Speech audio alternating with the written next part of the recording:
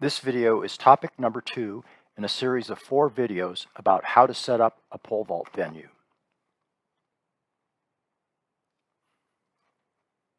The Cambridge Dictionary defines safety as a state in which or place where you are not in danger or at risk.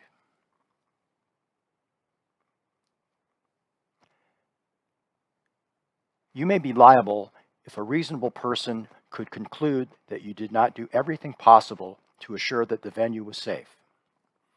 With that sentence in mind, we begin our discussion of safety and pole vault.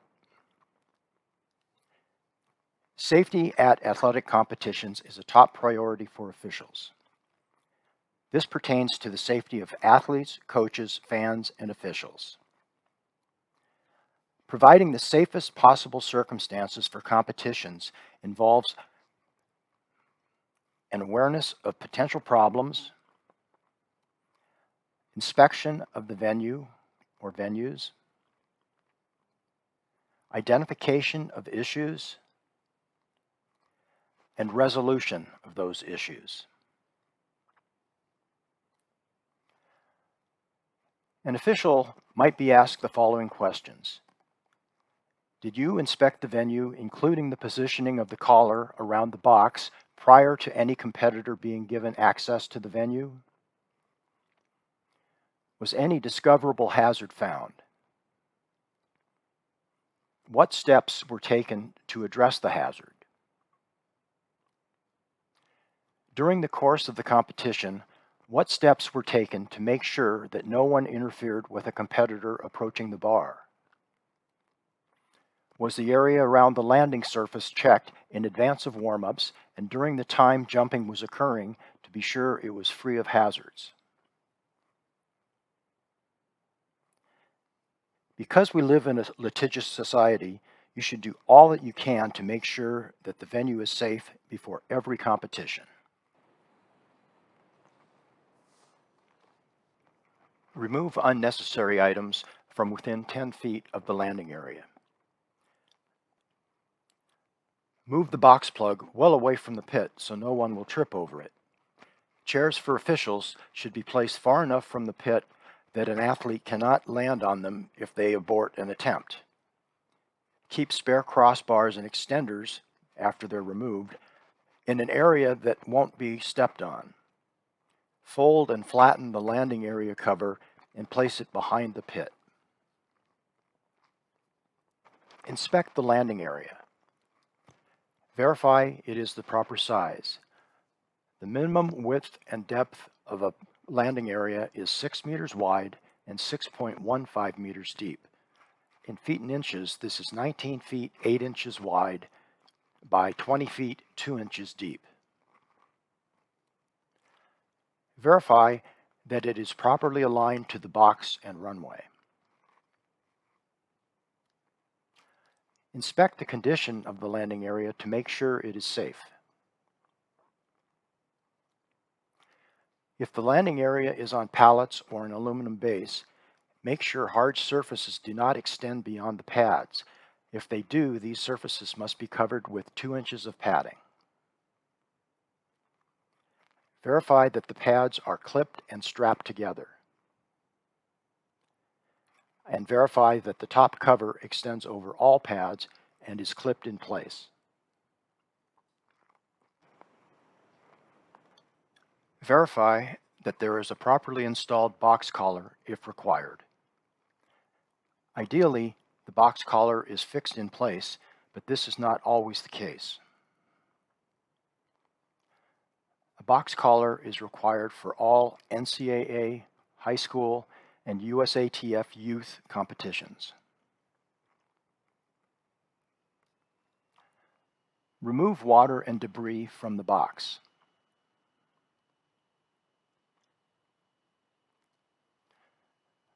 A marine bilge pump works great for removing water.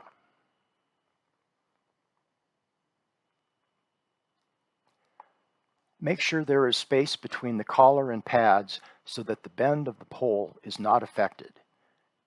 In these two pictures, the pit overlaps into the bend cavity. The main pad should be 10 to 15 centimeters behind the plant box.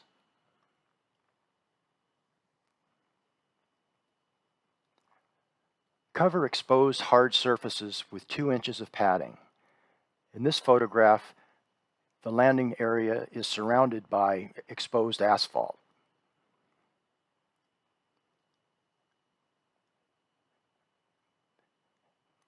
Exercise pads were purchased that have 2 inches of foam, making this area much safer.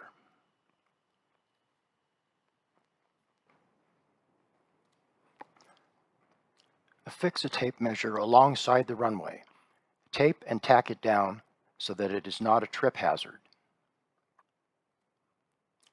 Instruct athletes where to put spare poles and bags so that they do not create trip hazards. Limit access to the runway and pit. Warm-ups should be supervised by an official.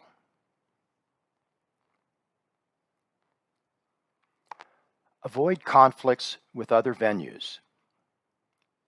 The finish line can interfere with pole vault.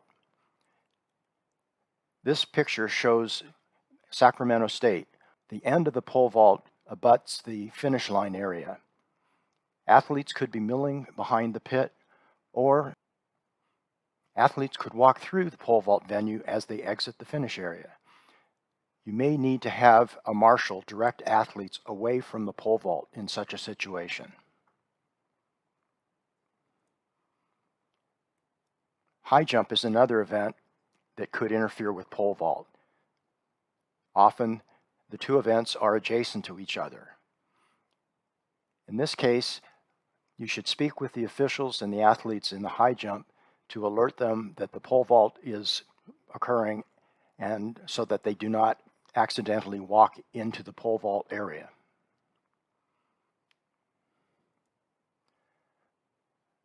Don't forget to look beyond the areas just next to your event. This is a situation at Stanford University where the discus cage is near the pole vault runways on the backstretch. During warm-ups, it was observed that some discus throws landed very near the runway where athletes were congregating. We decided to clear the athletes out of that area and station a marshal observing the discus so that in case an errant throw came that direction, people could be alerted.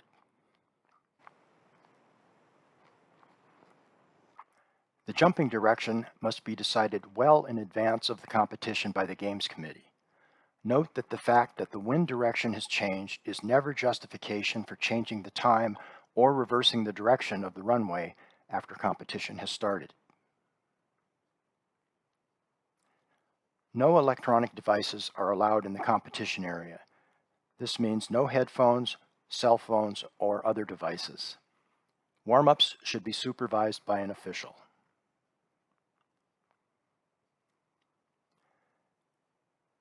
Throughout the competition, the officials must periodically inspect the venue setup, such as box collar and pit position, to make sure conditions are safe. When a safety issue is detected, officials should stop the competition and immediately correct it. If it can't be immediately corrected, it must be reported to the event head official, referee, or meet management.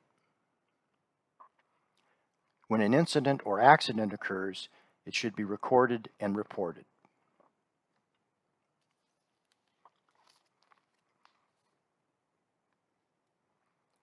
Final thoughts.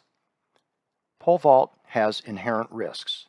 However, officials can run a safe competition by guaranteeing a proper and careful setup of the venue, enforcing the rules, and paying attention to details throughout the competition.